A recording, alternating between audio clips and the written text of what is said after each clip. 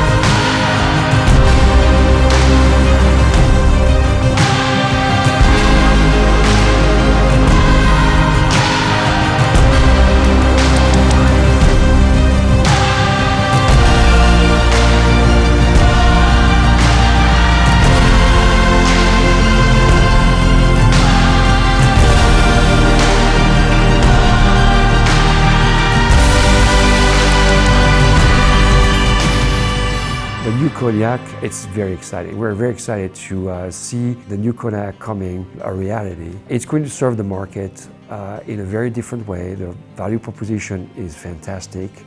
It is a nice combination of speed and that adventure feel that everybody is very keen on the Kodiaq 100. So we are going to have with the new Kodiaq the perfect blend of what is the next adventure.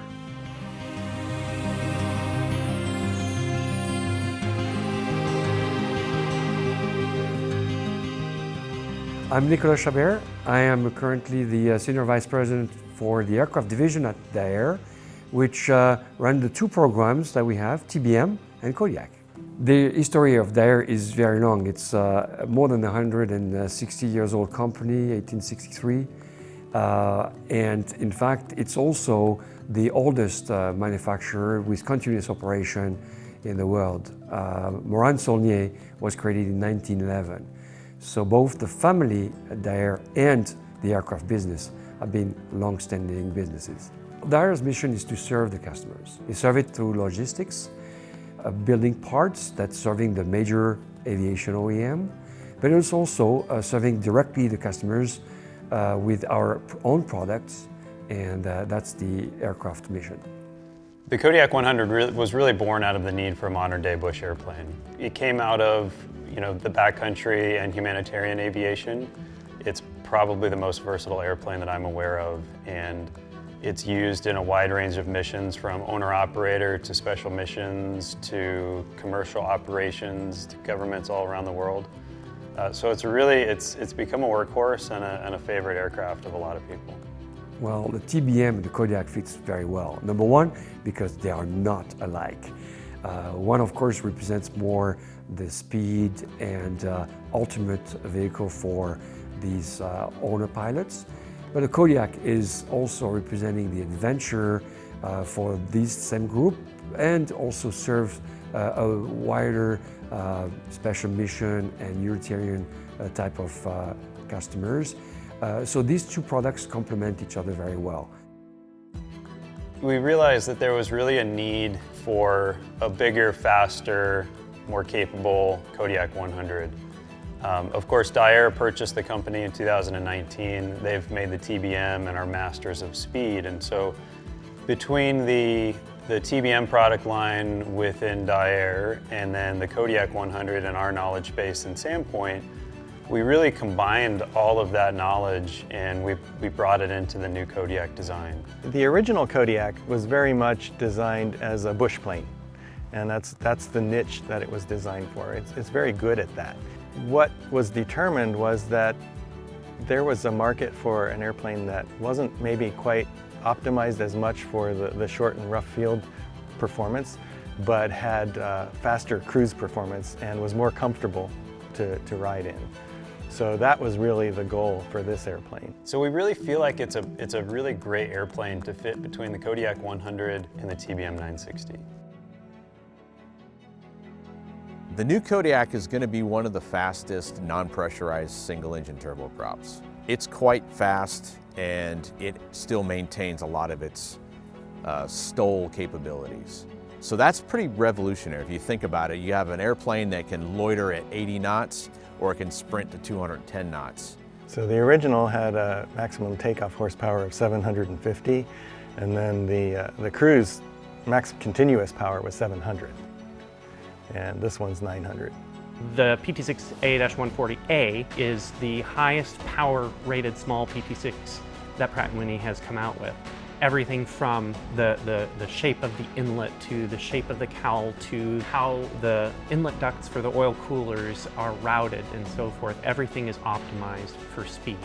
When we look at the aerodynamics, the Kodiaq 100 was never intended to be a fast airplane, and so there were some things that were real easy to look at and say, well, we can make less drag by adding wheel pants. We had designed the wheel pants knowing that we needed to reduce the drag a lot and that the wheel pants would be a big help in that area. And we did our first flight with them, and it was really quite disappointing. We were not able to get over 200 knots. There was just something that didn't quite look right about them, and a lot of times you find that if something doesn't look right, it probably isn't. And so, per one of our engineers' requests, I ended up modifying the attachment of how that wheel pant was attached to the airplane. We dropped it 2 1/8 of an inch down. In like a day and a half, we had taken off the wheel pants. Ron had fabricated up a fitting to lower the wheel pants and maintain the clearance. We had him back on the airplane, and Kevin and I were out flying, and it bought us another about 4 to 6 knots of airspeed. It was huge, huge deal. The increase in speed from the original Kodiaq fairings to the new Kodiaq fairings was about 20 knots. And I think that the wheel pants are probably responsible for about 14 of that. With the 210 knot cruise target, it was very important to try and reduce the drag as much as possible. So we spent a lot of time inside the engine compartment redesigning the oil coolers, making sure there was a way for the air to get out of the cowling after it got in a smooth way, so that it wasn't interrupting the flow on the outside. The fuel system on the new Kodiaq is actually completely redesigned. It uses what's called the motive flow system, so that you get motive flow, high pressure fuel coming back from the engine. It goes into something called a jet pump at a high speed, and that draws fuel from your tank and then delivers it back to the engine. The precise sizing of that and getting it to be exactly what you want, there's an iterative loop in there, and there's a lot of careful modeling and design work that goes into sizing the system just right. And so to get to basically the first engine run and see it perform exactly the way we wanted, and actually better than I anticipated, was very rewarding.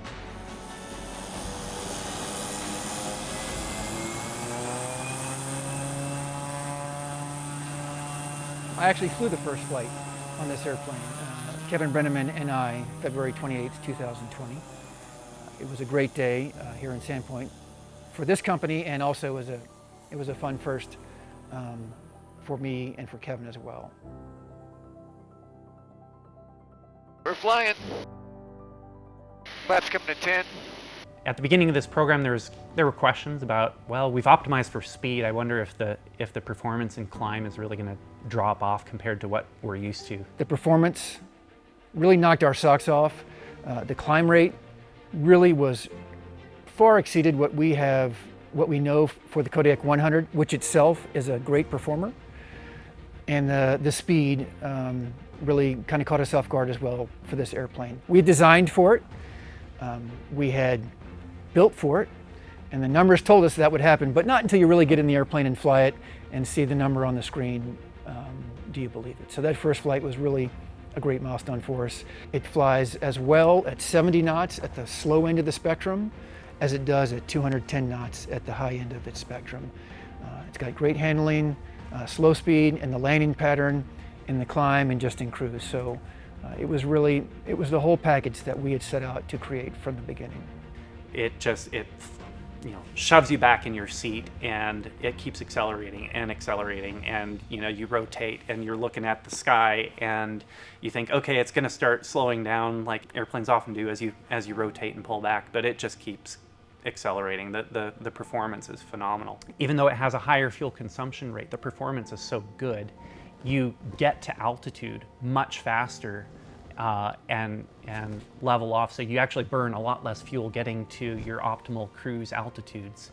Once you're there, you're really moving quickly. So the true airspeed goes up as you go up in altitude, which is why it's much, much faster in terms of true airspeed. So we are actually getting about 210 knots maximum cruise speed at 10,000 feet with this airplane. This airplane stalls roughly at about 64 knots, which is not much faster than an airplane half or 1/3 of its size.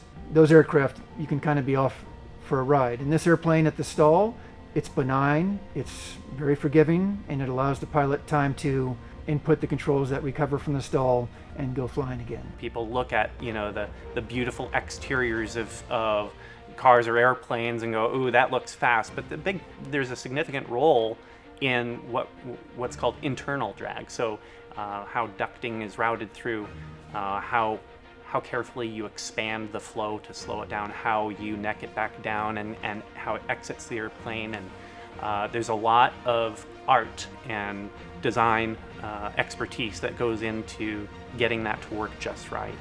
And I feel like we've really hit that on the new Kodiaq.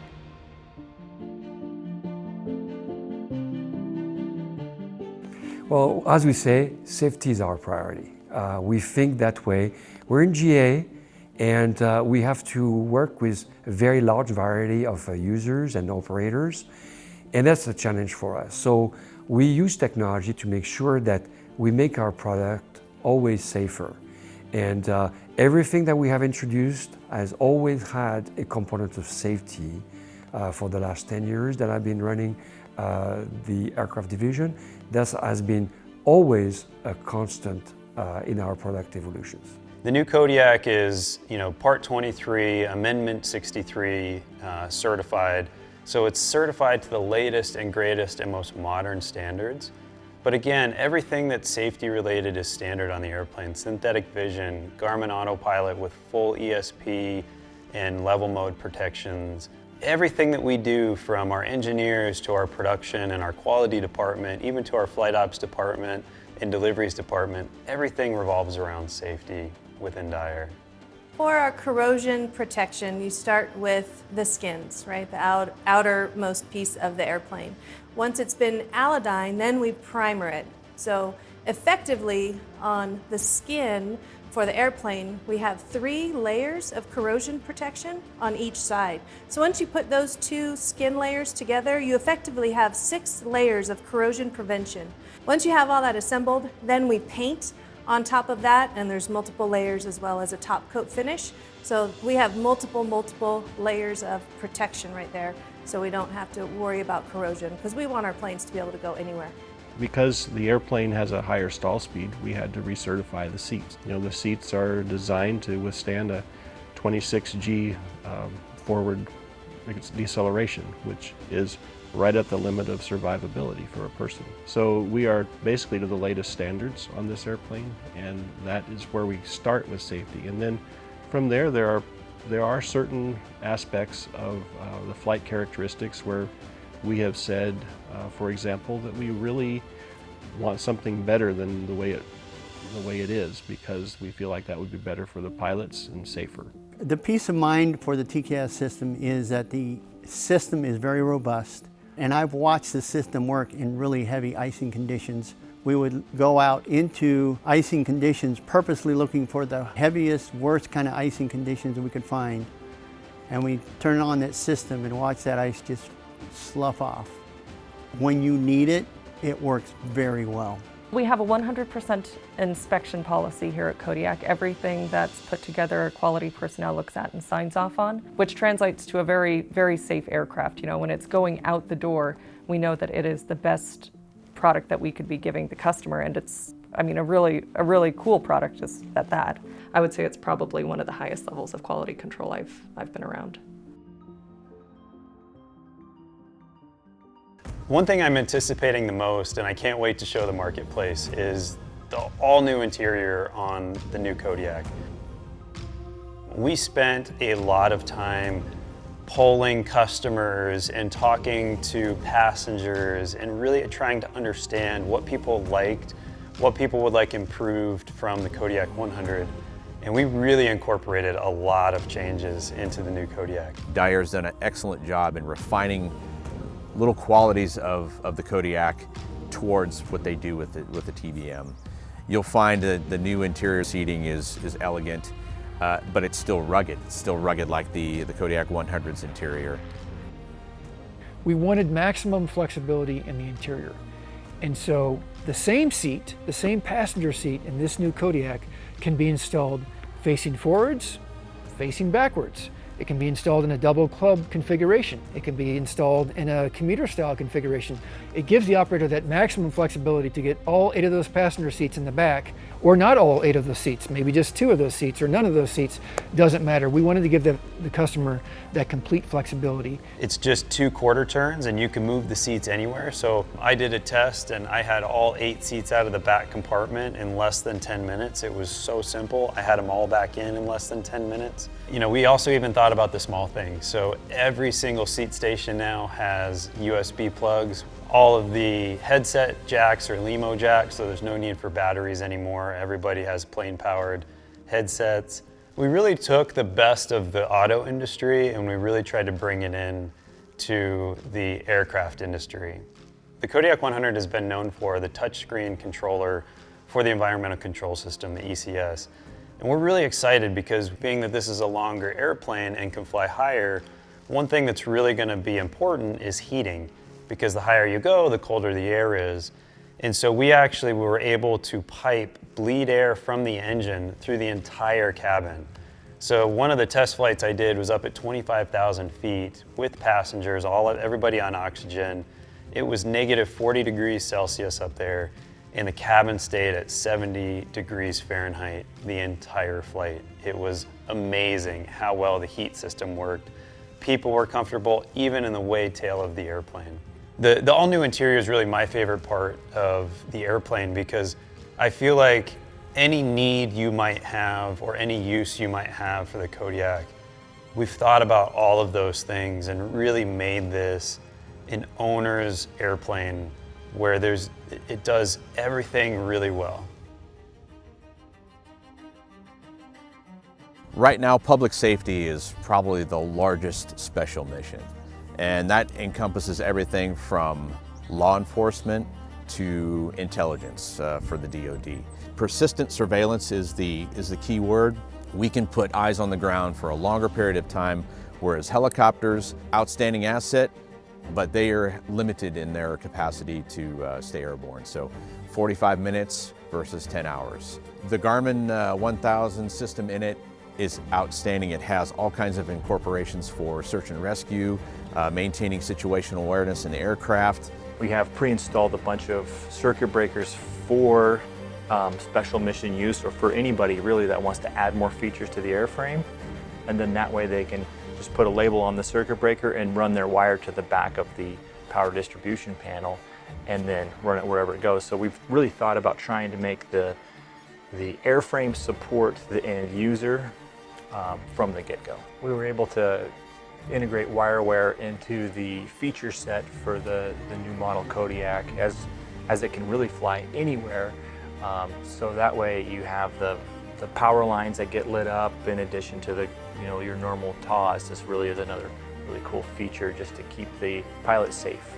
I would say the biggest challenge probably was building the wire harness for the fuselage and the engine from scratch.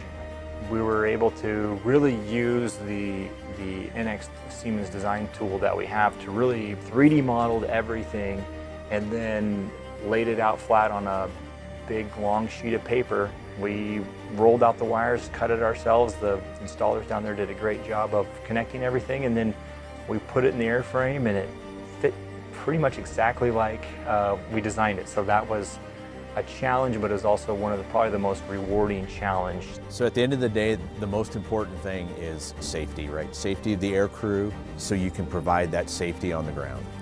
The Kodiak is the safest airplane that I've ever flown, and you can't find a better aircraft for special missions.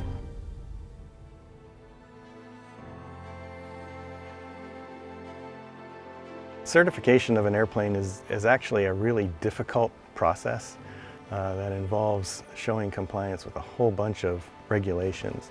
So there's a wide variety of things that we do. The more modern the standards that the aircraft is certified to really are important, because you can have two 2022 or 2023 aircraft and one is certified to 30-year-old standards, and like the new Kodiak, it's certified to today's standards. And I find that to be a very important element to really educate people about, because it is safety related. We did a lot of, it's called abuse control maneuvering. Spin testing is what it is. It's really almost impossible to spin this airplane. I tried and I tried and I tried. And we had a whole test plan approved by the FAA of what we were going to attempt in order to spin the airplane, and we just couldn't get there. To speak to the reliability or the durability of the Kodiak, I could refer to the functional reliability testing we were doing on it, and we did a rollback test where you take off, and at 50 feet you cut the engine and you land straight ahead on the runway. It's a pretty aggressive maneuver, and the FAA's definition of passing is for the pilots to survive the test. So at about 50 feet after takeoff, we'll bring the engine back to idle rapidly, and then at whatever speed we are at that 50 feet, attempt to land again. A landing from that height with no power, which simulates an engine failure immediately after takeoff, is not going to be graceful. There's no flare involved in that landing. It's just really a controlled crash. I guess my Navy experience was useful there, because I'm used to a lot of hard landings on the aircraft carrier, and it felt a lot like a lot of those landings on the carrier. The airplane pretty much flattened out with the landing gear, came right back up, and no issues, which is pretty impressive. We walked away, and I was able actually to taxi the airplane back and fly home. We did a lot of engine shutdown, probably shut down the engine on the order of 40 or 50 times in a single flight. You ready to go shutdown? I'm ready. Okay, here comes the shutdown. There's the shutdown.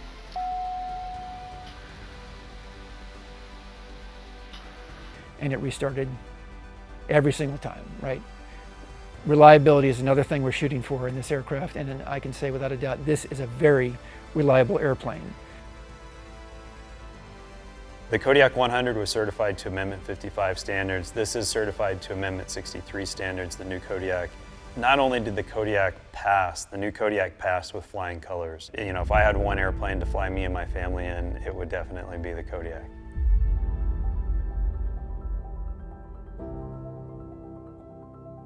We are available.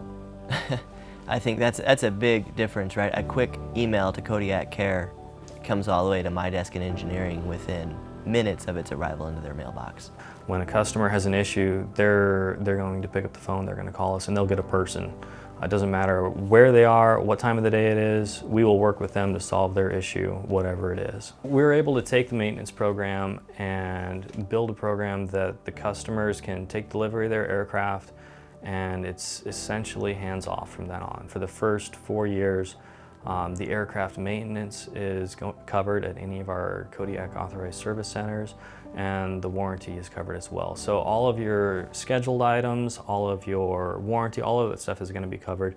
For the direct operating costs, while it's underneath the Kodiak Care program, it's extremely low. When people join the Kodiak family, they get that personal level of support. I mean, they'll have my cell phone number. I'll answer that 24/7. It's really part of being a family. I mean, we're there to support them. General aviation has a lot of new products coming to market, and it's exciting. And we're going to be one of those products, and I think it's going to It's going to shift the way people think because they've always thought to go this fast and to get to the destinations they need to get to, they have to go to a pressurized or twin engine or more complicated aircraft. And you don't have to with the Kodiak. You don't have to go to the complexity to get there. I think the best engineering is a blend of art and math and physics, etc. I feel like we have hit that on the new Kodiak, and it's fun to see it come to fruition at this point. I really think this new Kodiak is a game changer. The Kodiak 100 broke new ground and has been a true miracle of backcountry aviation, flying all over the world. The TBM is the fastest turboprop, known for luxury, its build quality, and this new Kodiak today takes the best of the Kodiak 100, the best of the TBM, and brings it into a new product, and we're really excited to debut it.